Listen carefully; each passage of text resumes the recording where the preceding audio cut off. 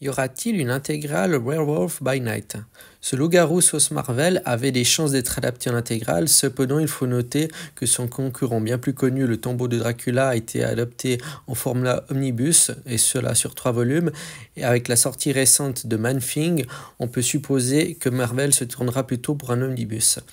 Ayant 43 numéros, donc 43 fois 20 pages de moyenne, soit 860 pages, ce nombre colle parfaitement avec un format omnibus, format qui comporte généralement de 700 à 1200 pages, assez lourd à tenir en main.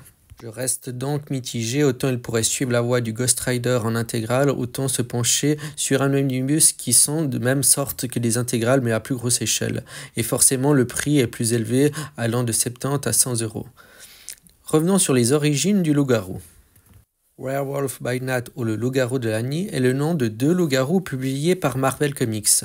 La première incarnation de Werewolf by Night, Jack Russell, qui nous intéresse, est apparu pour la première fois dans Marvel Spotlight numéro 2 en février 1972. La deuxième incarnation, Jack Gomez, est apparu pour la première fois dans Werewolf by Night 1 en octobre 2020. Concernant ses pouvoirs et ses capacités, Jack Russell est un descendant de la ramification humaine mystiquement modifiée connue sous le nom de lycanthrope.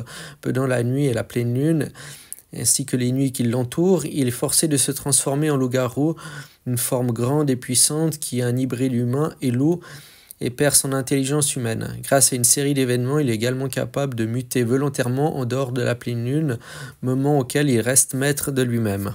En tant que loup-garou, Jack gagne les avantages physiques proportionnels d'un loup de près de 2,10 m sous cette forme. Il possède une force, une vitesse, une endurance, une durabilité et une agilité, et des réflexes et des sens aigus surhumains. Il possède un odorat également surhumain qui se répercute sur sa forme humaine. Il a des dents et des griffes acérées comme des rasoirs capables de déchirer des métaux légers. Le loup-garou est résistant à de nombreuses formes de blessures conventionnelles et très difficile à tuer par des moyens donc conventionnels.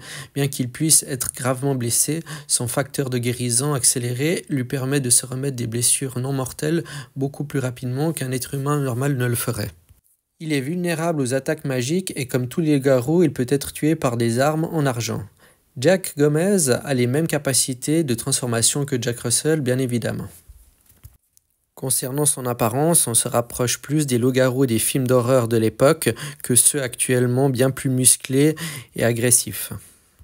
Voilà, si tu as aimé la vidéo, n'hésite pas à liker, à la partager et n'hésite pas à t'abonner pour plus de présentations.